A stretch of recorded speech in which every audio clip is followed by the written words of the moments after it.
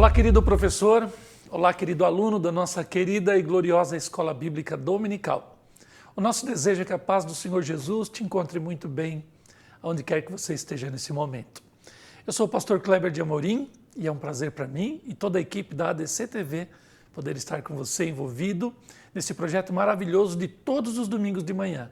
Estarmos ensinando a palavra de Deus em nossas classes de escola dominical nas nossas milhares de igrejas locais espalhadas pelo Brasil e por esse mundo. É uma honra para nós poder contigo estarmos contribuindo no crescimento espiritual dos nossos alunos nesse extraordinário projeto. E o nosso desejo é que você cresça no reino de Deus, que você seja extremamente abençoado e que você possa ser sempre mais e mais produtivo na obra do Senhor. É uma honra poder falar com vocês diretamente aqui dos estúdios da ADC TV, a TV da Assembleia de Deus em Criciúma, aqui no sul do mundo, em Santa Catarina. Nós pedimos a você que tem nos acompanhado durante esses vários anos que temos produzido conteúdos de pré-aulas de EBD, que você então nos ajude dando um like nesse vídeo, compartilhando o nosso conteúdo, seja o nosso aqui da classe de adultos ou de todas as outras faixas etárias dos nossos outros professores. Todos nós aqui, de uma forma abnegada, fazemos um trabalho voluntário para o reino de Deus e pedimos então que você que nos acompanhe, compartilhe esse conteúdo nas suas redes sociais e nos faça um pouco mais relevantes aqui na plataforma. Nós já estamos indo para o final do primeiro trimestre do ano de 2023 e, como é de praxe citarmos, até aqui nos ajudou o Senhor. O Senhor tem sido bom para conosco e estamos estudando esse tema maravilhoso, o avivamento de Deus que está contido nas Escrituras, que pode sim ser vivido e está à disposição, distribuído pelo Espírito Santo nas igrejas de Deus espalhadas por esse mundo, para que cada um de nós sejamos plenos no nosso serviço para Deus. E hoje nós estamos já na lição de número 11, a lição que será dada no dia 12 de março do ano de 2023. E o tema da lição de hoje é o avivamento e a missão da igreja. Nós temos o texto de ouro para esse domingo de manhã, aquele texto que vai conter todo o espírito da lição que nós vamos dar. Marcos capítulo 16, versos 15 e também o 16. E disse-lhes: ide por todo o mundo, pregai o evangelho a toda criatura. Quem crer e for batizado, este será salvo, mas quem não crer, este será condenado. A sentença para a igreja é pregar o evangelho e a sentença para o mundo é crer no evangelho. Ninguém é obrigado a crer, mas todos um dia acertarão contas com o Deus do evangelho. E é essa a missão da igreja, transmitir essa mensagem do grande amor de Deus ao mundo. E quem receber o amor de Deus, este será abençoado. E aquele que rejeitar o amor de Deus aqui, será rejeitado por Deus por toda a eternidade. E a verdade prática, aquilo que nos move depois dessa lição a um crescimento espiritual, nos diz que nesse tempo marcado pela falta de fé, isso parece um paradoxo, porque praticamente todas as pessoas manifestam algum tipo de fé.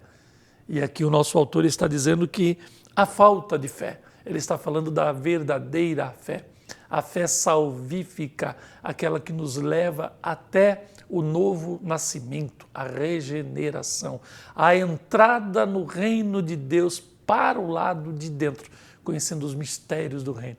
Aquilo que Jesus falou, não tema ao pequeno rebanho, porque a Deus aprove dar-lhes o reino.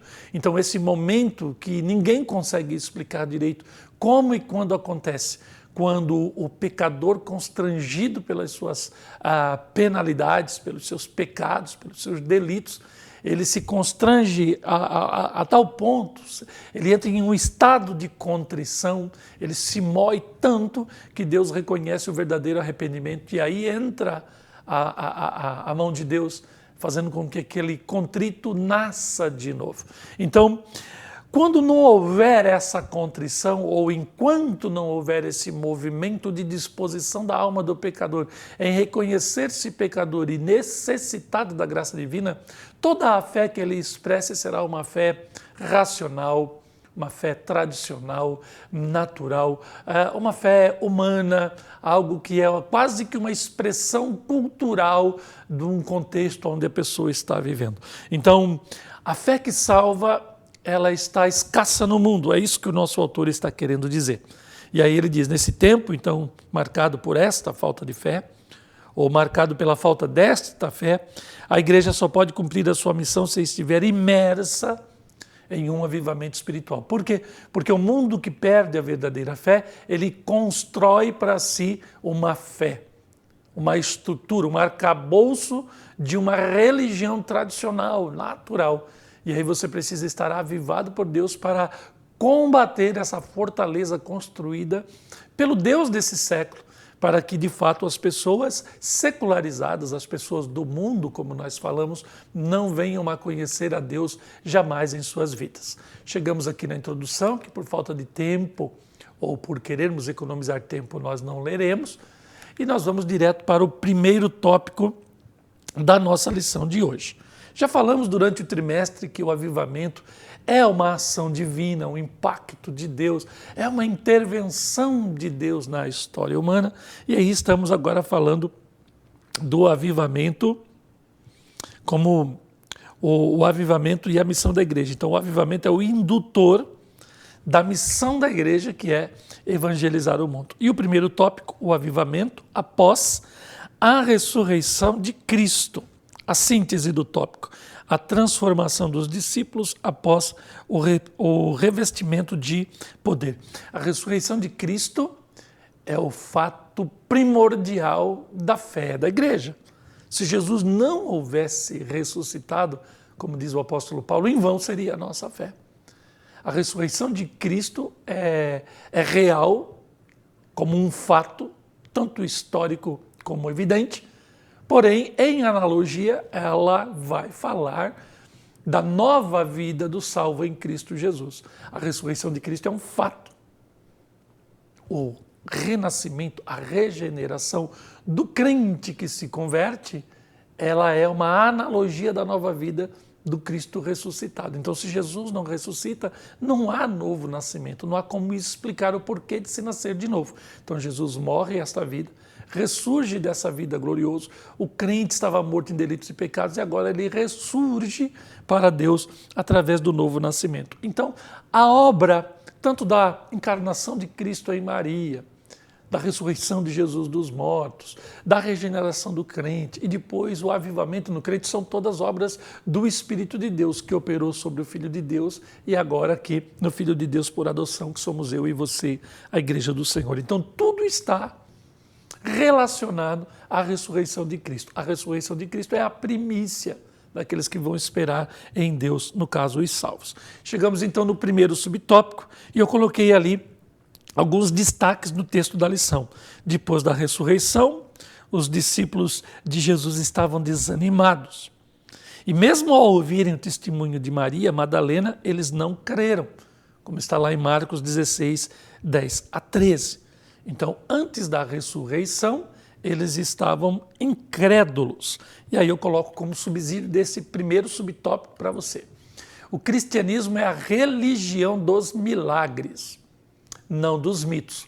As pessoas secularizadas, os críticos textuais, os teólogos liberais também, né? Se já não bastava a crítica do mundo para conosco, ainda nós temos, inclusive dentro da própria seara cristã, teólogos liberais e pessoas que têm uma fé racional, que falam que os milagres contidos na Bíblia, eles são mitos. Mas aí então, quando nós analisamos o ministério de Jesus, nós vamos entender que a religião cristã é a religião dos milagres. Crer que Jesus nasceu de uma virgem é um milagre. Crer que Jesus morreu e ressuscitou, outro milagre. Crer nos evangelhos e aquela apoteose de milagres que João diz que não haveriam livros suficientes para caber os milagres e se houvessem os livros não haveria biblioteca, né? E os que ele catalogou no seu evangelho serviriam para que nós, através destes milagres, crêssemos que Jesus era o Filho de Deus, já nos dão uma noção da importância do milagre nos evangelhos e para a fé cristã. Então esse Deus que cria o mundo, esse Deus que fecunda a Virgem Maria, que faz com que Cristo nasça, morra, ressuscite, e agora, como a religião dos milagres, ela nos alça a um voo profético. Jesus voltará. Voltará para iniciar o processo dos fins dos tempos. O Deus da Bíblia é real e ele intervirá na história da humanidade. Então a história humana, ela tem um encontro lá no seu final com o Deus da Bíblia Sagrada, o Deus dos milagres, que hoje, inclusive dentro de searas teológicas, ele não é muito bem crido. Ele é aceito como uma suposição, como uma ideia, e a religião, um aspecto cultural de uma sociedade, como uma cerca que contém compulsões, como limites que se dá a um grupo de pessoas para que ali eles se estabeleçam e de alguma forma eles possam viver melhor. Então, quando se pensa teologicamente de forma racional, a gente sempre vai parar nesse limite. Quem sabe os milagres não foram apenas analogias de certos aspectos morais que devem ser cumpridos para que a gente possa, de certa forma, viver melhor. É quase que nós desenvolvêssemos um cristianismo estoico, algo assim que equilibra, que apazigua a alma, que nos faz assim sermos seres humanos melhores, pessoas assim que vão contribuir com a sociedade e que vão de alguma forma estabelecer algum caminho de equilíbrio, de convergência, etc. e tal. A gente sabe que o Evangelho de Cristo nos tira então dessa vida ordinária, porque muitas pessoas no mundo que têm bom caráter, que têm uma vida moral excelente, mas não conheceram a Jesus, professam a fé de boca para fora e estão aí no âmbito da religião natural, não nasceram de novo. A religião cristã é a religião dos milagres, é a religião do extraordinário. E aí, eu coloquei ali para vocês que quando alguém nos atacar, nos dizendo que nós somos, vocês são loucos, crendo nos mitos, eles chamam os milagres da Bíblia de mitos, nós temos a saída. Nós não somos dos mitos, nós somos do Logos. O Logos é Cristo, a própria mente de Deus que se encarnou, que está na revelação bíblica e que está viva e pulsando dentro da alma daquele que nasceu de novo. Ele é o pão vivo que desceu do céu, do qual nos alimentamos e temos uma vida que não é nossa, mas é dele passada até nós. Ainda nesse subsídio, os milagres de Deus são impactos divinos na promoção da fé salvífica. Então, enquanto Cristo pregava, milagres aconteciam. Eu já citei para vocês o que João está dizendo ali no capítulo 20, 30 e 31 do seu Evangelho. Os milagres eram muitos e os que ele catalogou os fez para que nós, ao os conhecer, crêssemos que Jesus era o Filho de Deus. E também somente o Espírito Santo pode revelar o Cristo ressuscitado. Então, há muitos aspectos da realidade de Cristo que não são evidenciados pela arqueologia, pela história. Existem até um esforço chamado Em Busca do Cristo Histórico, não é? E há muitos elos perdidos nessa história e há muito poucas evidências e comprovações do Jesus histórico na própria história humana. Então é necessário que, inclusive para crer em Jesus, como diz os evangelhos, nós precisamos da intercessão do Espírito Santo, da ação direta do Espírito Santo, nos revelando primeiro a pessoa de Jesus e depois o Espírito das palavras do próprio Jesus. Então somente o Espírito Santo pode revelar o Jesus ressuscitado, a salvação de Deus e o significado da salvação / missões. Porque todo salvo se tornará um missionário. É impossível você conhecer Jesus e não dar testemunho daquilo que ele fez na sua vida e daquilo que ele pode realizar na vida das pessoas que você ama, mais próximas de você, da sociedade em que você está inserido, da empresa em que você trabalha, nos contextos em que você habita. É impossível você não amar esses contextos, as pessoas que estão inseridas ali. É impossível que você queira Jesus só para você e você permita que essas pessoas vão ao inferno sem que ouçam de você a pregação do Evangelho. 2. A aparição de Jesus aos discípulos. E aqui de novo faço uns destaques para vocês aqui. Ante o clima de incredulidade, a mente dos discípulos, ela está conturbada. Jesus aparece lá no cenáculo e diz: paz seja convosco.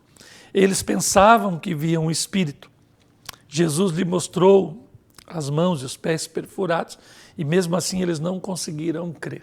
Isso aqui pode haver uma explicação, eu não sou psicólogo e leio muito pouco sobre psicologia, sobre estes caminhos da mente, mas eu penso que o impacto da morte é tão profundo e a certeza da razão humana de que o morto jamais pode voltar a existir, mesmo olhando alguém igual a Cristo, com a mesma voz, com a mesma estrutura corpórea na frente deles, eles...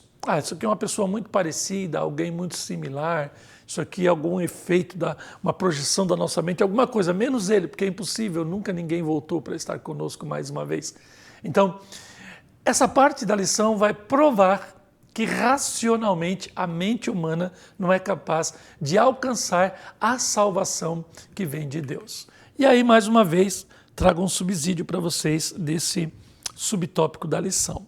A tendência humana é apelar para a razão em questões de religião e relacionamento com as divindades, desenvolvendo aquilo que nós chamamos de religião natural, baseada em imaginações, crendices, superstições, olha de novo a palavrinha mágica aqui, os mitos.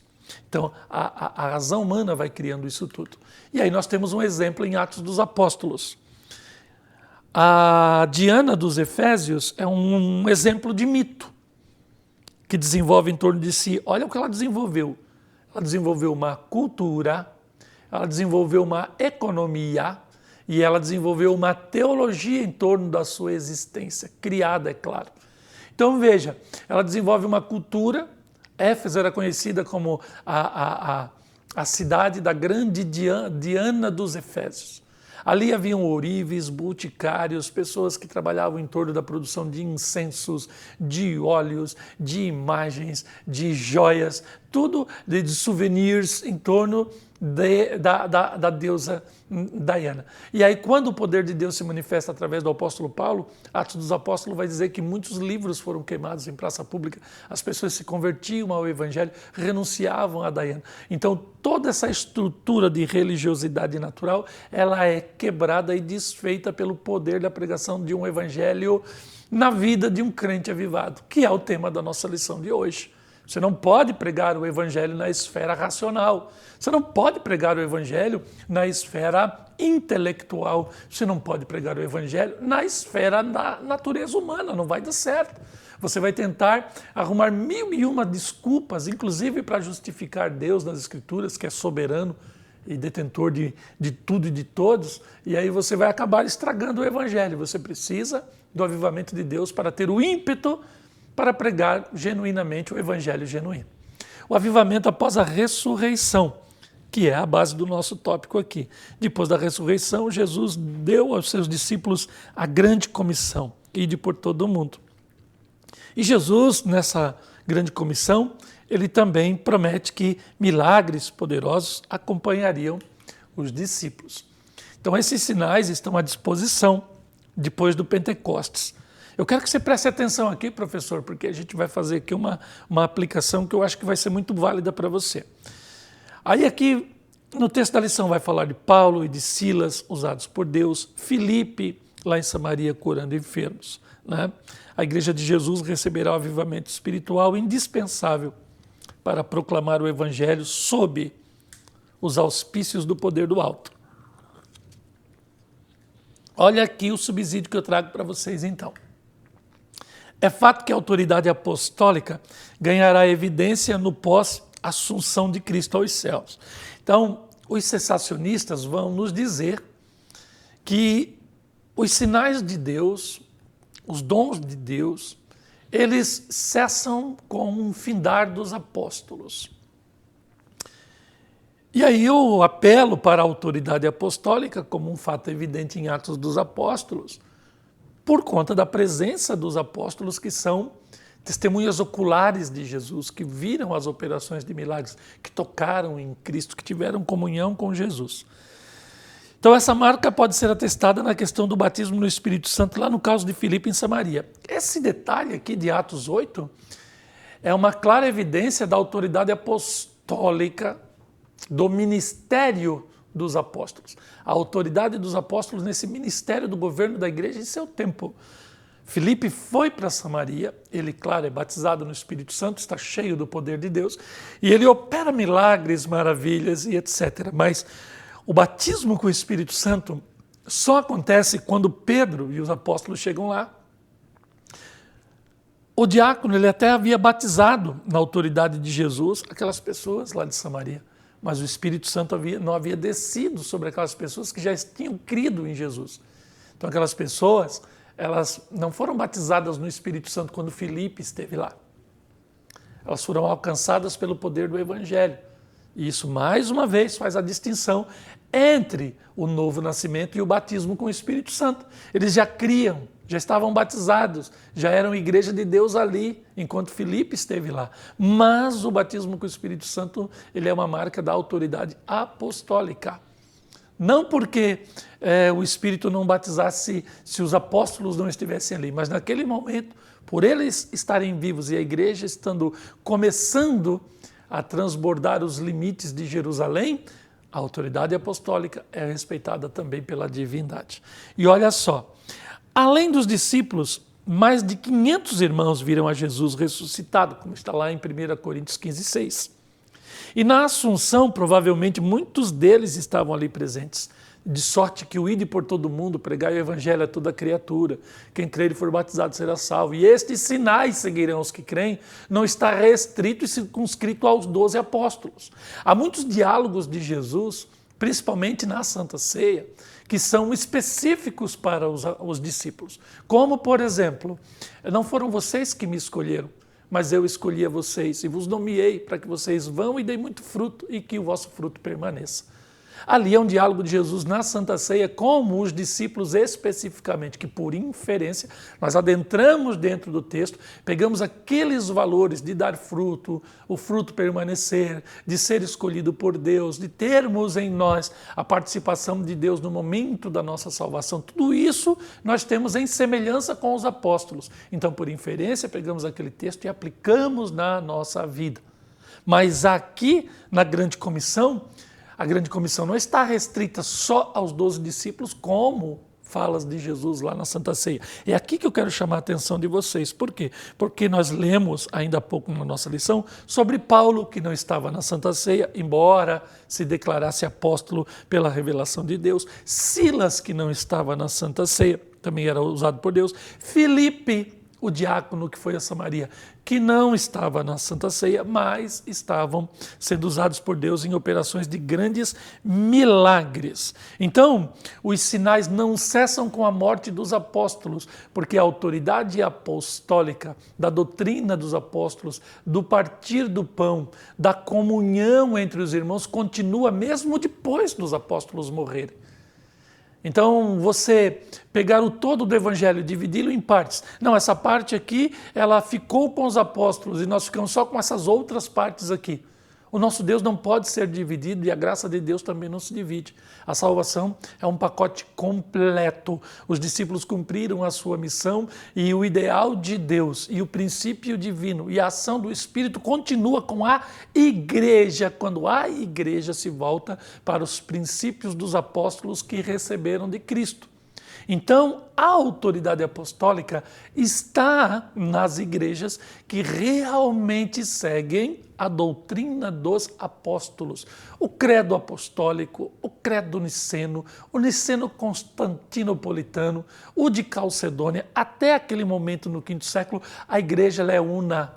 A igreja ela é universal, a igreja ela pode se declarar cristã. Depois vem um período de trevas, né, de dogmas humanos, de muitas interpretações erradas da palavra, mas até ali a igreja permaneceu firme. E depois da Reforma Protestante, houve um apelo à originalidade da doutrina bíblica, dos apóstolos, uma proximidade com o texto bíblico no grego, no aramaico, no hebraico, uma busca pela pureza do sentido das palavras, seja na etimologia, seja no desenvolvimento histórico ou filológico das palavras, uma busca incansável que até hoje ela ainda continua na vida de muitos que querem servir a Deus com verdade, com integridade, com legitimidade. Portanto, o cessacionalismo ele não é bíblico, ele é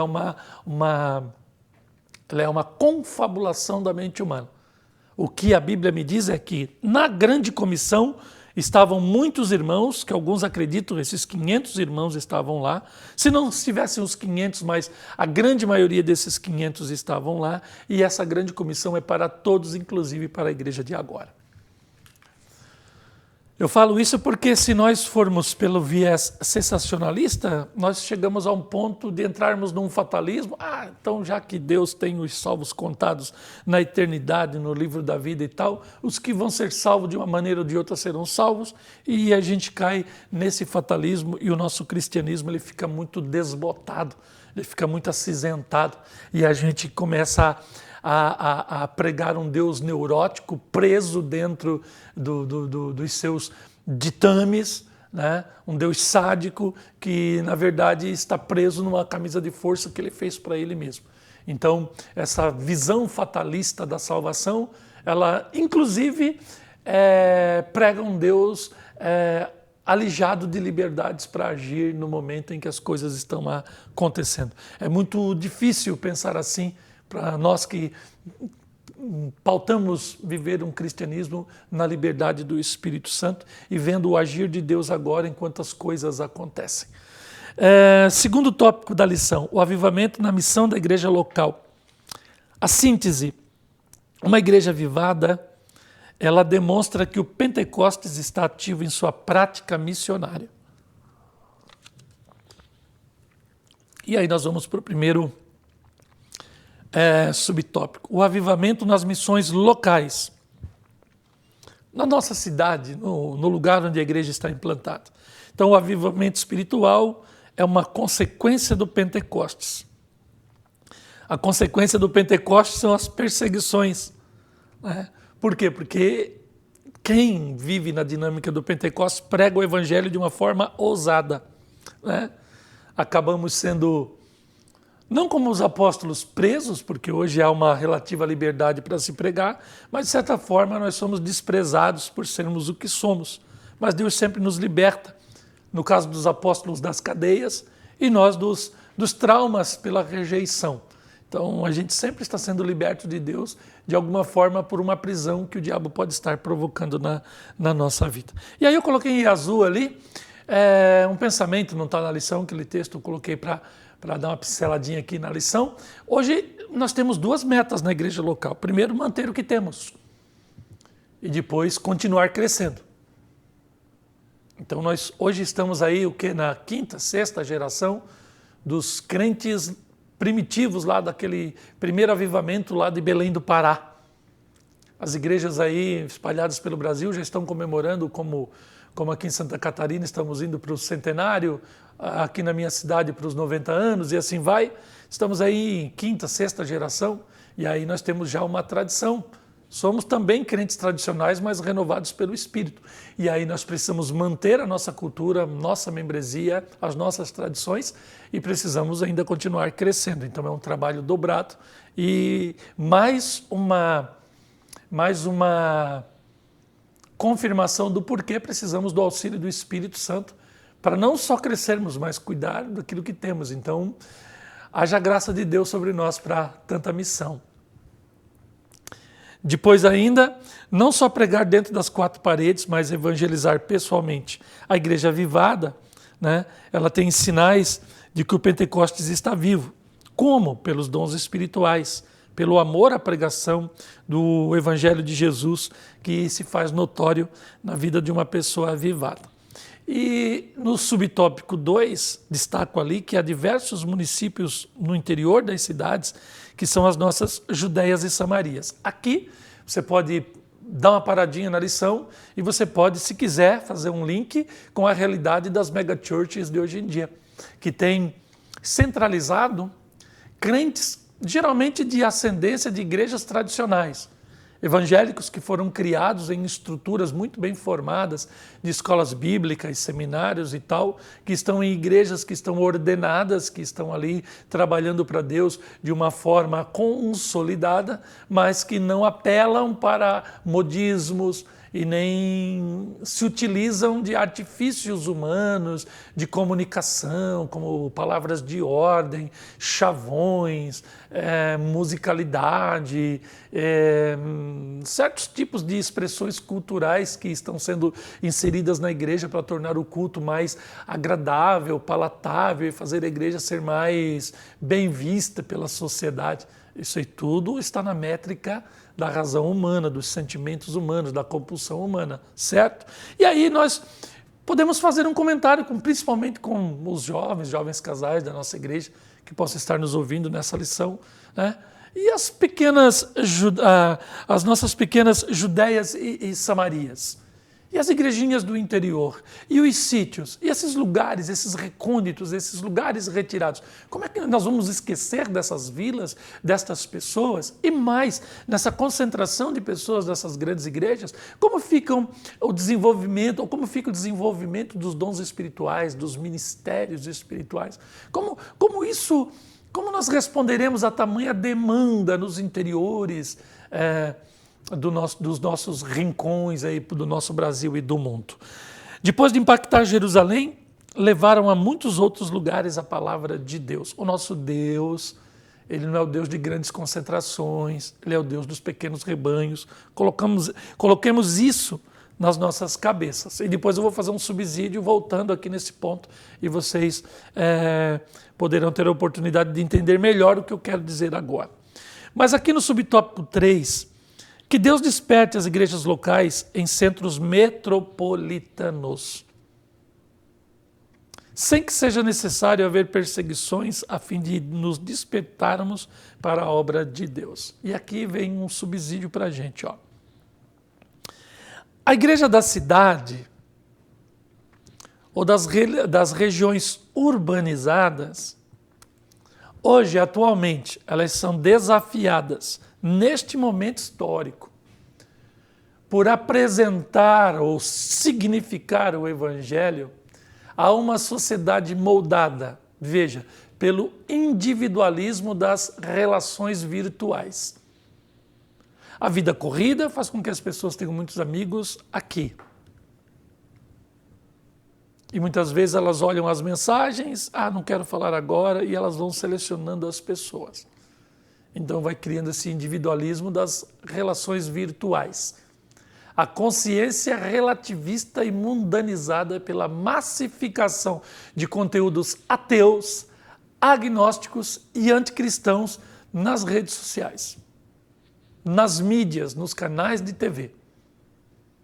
Hoje você vê que, além dos palavrões, dos filmes e dos seriados das Netflix da vida, dos quais o crente deve se afastar urgentemente. Hoje é moda, né? Pessoas fazerem maratonas de séries e ficar vendo. É complicado um cristão perder ali um dia inteiro maratonando uma série e não buscar a presença de Deus, não conseguir orar, etc. e tal. Esse conteúdo, geralmente, ele é agnóstico, ateu, anticristão, mundano, né? E ele vai nos afastando de Deus. A militância globalista, ou seja, a nova versão da Torre de Babel, onde a moda vai fazendo com que o mundo inteiro coma a mesma comida, vista a mesma roupa e se proceda da mesma forma, com seus discursos humanista e existencialista. Nós vamos falar lá na frente sobre isso aí. E as relações de consumo. Não somos contra o capitalismo, porque o capitalismo ele liberta as pessoas no empreendedorismo, na propriedade privada, no angariar coisas, nas conquistas que fazem bem para a gente. Mas o consumismo desenfreado, ele é algo que ele é doentio, deletério, faz com que as pessoas elas entrem em obesidade, as pessoas elas adoeçam, as pessoas elas sofram, as pessoas se traumatizem, as pessoas se firam por conta do consumo e da incapacidade de ser altruísta, de ceder, de repartir e partilhar. E a desumanização dos indivíduos em condutas bestiais. Vocês estão vendo o que está acontecendo hoje aí. Pessoas se declarando serem animais, pessoas se declarando serem plantas, pessoas querendo migrar de sexo, uma hora é homem, outra hora é mulher, a coisa complicou, e aí nós vamos indo a condutas terríveis, como a interrupção da gestação no ventre materno, e nós vamos indo para a eutanásia, para o desprezo das pessoas de idade porque não produzem, se torna um incômodo porque os novos não querem perder a vida para cuidar daquele. Sabe a questão de honra, aquela questão de respeito, de lealdade, tudo isso vai morrendo. Por quê? Porque as pessoas estão se tornando bestas feras nessa desumanização. E olha que já falamos aqui em outras lições de adultos sobre o pós-humanismo, né? E hoje já também se fala num tal de dataísmo, que é transferir toda a consciência da mente para um computador, para que mesmo que o corpo morra, a mente fique em um ambiente virtual. São as loucuras que o mundo tem pregado. E aí você me diz, o pastor Kleber agora foi longe demais, isso é loucura. Mas é essas coisas que você vai vendo nesses filmes de ficção científica, que na verdade são antecipações, né? Ou são alimentos para a imaginação, para fazer com que as pessoas sejam abduzidas dessa realidade, para que quando a igreja avivada chegue com o evangelho, essas pessoas estejam tão alienadas da realidade que se torne quase impossível que elas aceitem o evangelho. E é por isso que as igrejas mais modernas têm cedido à tentação de mudar o evangelho para fazer as igrejas inclusivas para receber essa gente que não está liberta. Então, a Igreja de Cristo não é um cemitério de almas, ela é um hospital de almas. Eu costumo dizer que ela é a bacia das almas. Não vai dar certo pregar o Evangelho assim. O Evangelho vai libertar as pessoas dessa situação de catástrofe em que elas vivem. Terceiro subtópico, ainda desfrutamos de liberdade constitucional para expressar a nossa fé. Oremos para que o Brasil seja, de fato, uma nação que se renda a Cristo. Eu quero ir aqui para o subsídio. Então, assim, sobre liberdade de pregação, ainda temos um pouco de liberdade. E por que o evangelho ele é desprezado? Você vê nos meios de comunicação a defesa de vários tipos ou vários matizes de fé, de expressões de fé, disso, daquilo, e o cristianismo posto como o opressor de todas as outras que vinham abaixo dele. Então, olha só, por que nós somos desprezados? Primeiro, porque o cristianismo prega a individualização da pessoa humana. Nós não pregamos um panteísmo onde tudo é Deus. Não somos eu, você, somos nós.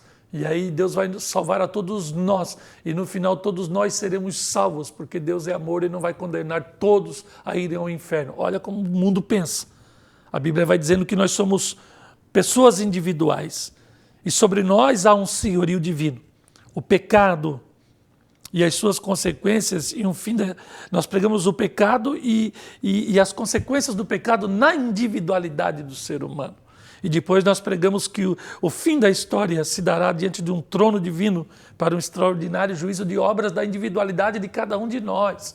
Esse é o medo que pega, né? A pessoa que vai ouvir o evangelho por um crente avivado, ela vai se sentir culpada pelo seu pecado e ela vai querer fugir desse evangelho para se abraçar com a opção mais fácil. Não, Deus é tudo.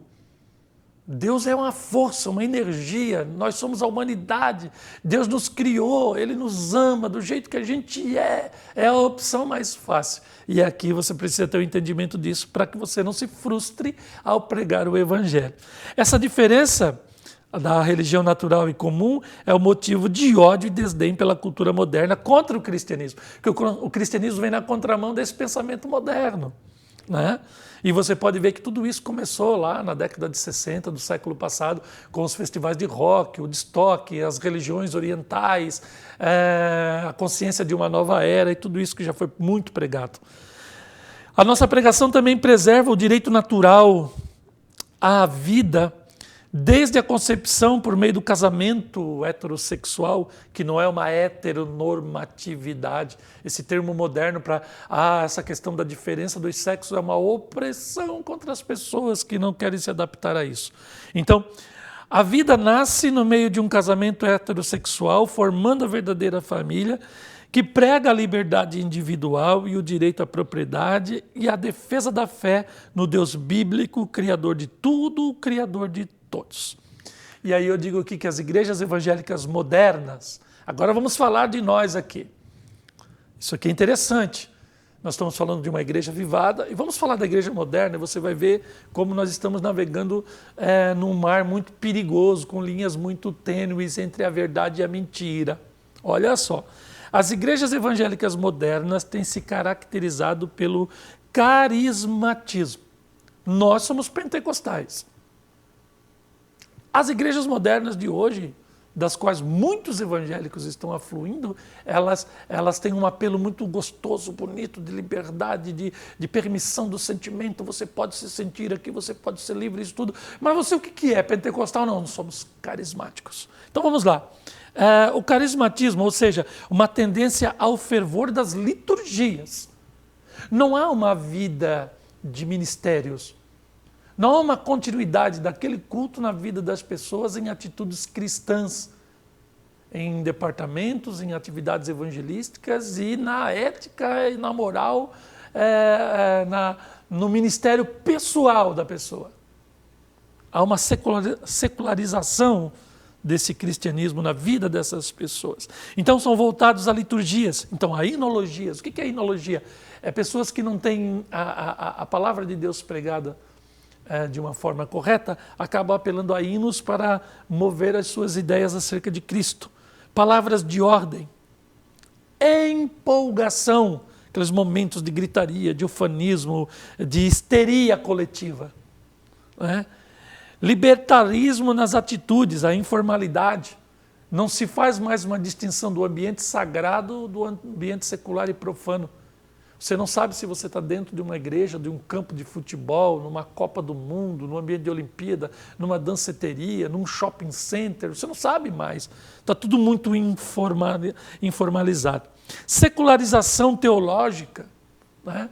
As pessoas estudam lá direito, medicina, psicologia, isso e aquilo, e fazem aplicações do evangelho à ciência que eles estudaram. Eles não colocam a ciência que eles adquiriram no mundo a serviço do evangelho. Eles fazem o contrário. É o evangelho que tem que se adaptar aos pressupostos adquiridos fora do ambiente cristão. E nós temos visto muitas pessoas pedantes, arrogantes, que estão nos púlpitos querendo impor verdades para uma igreja que já conhece a verdade. Aí, aonde isso tudo desemboca, querido professor? Nessa hermenêutica inclusiva e aberta. Então as igrejas hoje precisam estar preparadas para receber tudo e a todos, e não é assim. A igreja prega o evangelho e é o Espírito Santo que converte as pessoas. A igreja vai pregando para o mundo inteiro e os salvos é Deus que dá para a igreja dele. Mas nós queremos dar os salvos para o Senhor, mas o Senhor, Ele sabe quem é dele. Né? Então vamos continuar aqui. E é muito complicado essas igrejas abertas de hoje em dia. Por quê? Porque elas estão sendo condescendentes a todo tipo de prática abominável que Deus não se agrada e as Escrituras condenam. Então eles vão renunciando aos postulados pentecostais genuínos. É muito barulho, mas não é fogo do Espírito. Por quê? Porque eles negam a santidade na teologia. Eles negam a santidade nos hábitos, eles negam a santidade no batismo no Espírito Santo, línguas estranhas, fogo, aquela busca pelo dom de Deus. A administração dos dons espirituais, será que Deus pode falar? Será que Deus pode dizer se Ele gosta ou não daquele culto? Certo? E também a manifestação de ministérios e de serviço, porque a gente vê muitas pessoas que estão se agregando a esses movimentos carismáticos porque elas querem ser livres em Cristo. Elas querem não viver na opressão do compromisso. Elas querem apenas ser felizes com Jesus. E Jesus não nos chamou para ser felizes. Jesus ele nos deu a paz para sermos bons cristãos. Chegamos no terceiro tópico, então, o avivamento e as missões transculturais, que vão bem mais longe. A igreja de Antioquia já realizava as missões locais e depois as urbanas. Uma igreja avivada, ela evangeliza o seu ambiente e ela transborda para outros locais. É isso que esse tópico vai dizer. Barnabé e Saulo foram os primeiros missionários enviados para as missões transculturais pela igreja de Antioquia. E é Paulo, ou através de Paulo, que a Europa pré-cristã se tornou um continente cristão. O apóstolo Paulo, ele teve essa graça de Deus de ser o apóstolo das gentes. Desculpem, esqueci de colocar aqui o nosso tópico que eu acabei de ler aqui. Foi através de Paulo que a Europa pré-cristã se tornou um continente cristão. O subtópico 2, a partir da Europa o evangelho então foi para a América, para a África e depois chegou inclusive até a China, por David Livingstone, por Hudson Taylor, né? E tudo isso começa pela Europa. Eu quero citar para vocês aqui, ou indicar para vocês, os 100 acontecimentos mais importantes da história do cristianismo. Um livro muito fácil de você achar, inclusive em PDF, e você vai ter a história que o pastor, que o nosso comentarista, ele cita, né? E aqui eu marquei no índice que o Hudson Taylor, por exemplo, chega à China em 1854. E nós temos aqui, por exemplo, nesse livro ainda, ele não colocou aqui na lição, mas William Carey, ele viaja para a Índia em 1793. Em 1735, da Europa, chega lá o Jonathan Edwards e ele prega o grande avivamento nas Américas. Em 1780 começam os movimentos de escola dominical por Robert Hykins lá na Inglaterra, né? O Adoniram e Ian Judson, eles casam e a lua de mel já é direto para a missão, vão para a Índia. Então a Índia é alcançada pelos ingleses, a América. Depois se chega até a China, em 1854, né? E quero ver mais alguma coisa. E esse livro vai terminando em 1976, com a igreja chinesa crescendo, apesar da revolução cultural. Então, às vezes, nós estamos presos ao nosso contexto local e pensamos que o evangelho está parado e tal, mas nos arredores do mundo, nas periferias do mundo, há muita pregação do evangelho. Nós vamos perceber depois aqui na lição que a Europa, ou agora nesse tópico, né, que a Europa sim está caindo em decadência espiritual. Aí eu coloquei esse subsídio aqui, já li para vocês sobre as igrejas modernas. Acabei antecipando no outro tópico lá, foi um erro aqui da grafia dos meus slides, mas eu chego aqui ainda no tópico 2, né? A evangelização e decadência espiritual da Europa. A Europa se transformou em pós-cristã, como se o evangelho na Europa fosse um fenômeno ultrapassado e agora a Europa está se preparando para um novo mundo, para uma nova ordem mundial, para um novo tipo de convivência social entre as pessoas. E isso certamente terá características de ecumenismo, convergência entre as religiões e assim por diante. Os crentes lá se acomodaram. Diz aqui o nosso pastor Linaldo Renovato que nem 5% das pessoas na Europa frequentam qualquer igreja. Então há muita gente e pouca frequência nas igrejas locais. E aí eu vou colocar para vocês aqui alguns efeitos que contribuíram para que a Europa estivesse do jeito que está hoje. Primeiro, começa lá pelo século XII, XIII, com o humanismo. O humanismo vai gerar a escolástica como uma resposta a esse movimento que, segundo aqui o Dício.com, é a designação das doutrinas que afirmam estar o homem e a condição humana acima de todas as coisas. Então, o homem está acima de todas as coisas. Isso aqui começou como um protesto contra a hegemonia da Igreja Católica da época. Um movimento intelectual, olha aqui a razão entrando em ação, propagado na Europa no período da Renascença, baseado na civilização greco-romana, que reconhecia o valor do saber. Razão, saber, intelectualidade, arrogância, pedantismo vai levando as pessoas ao infinito e ao além, mas sempre longe de Deus.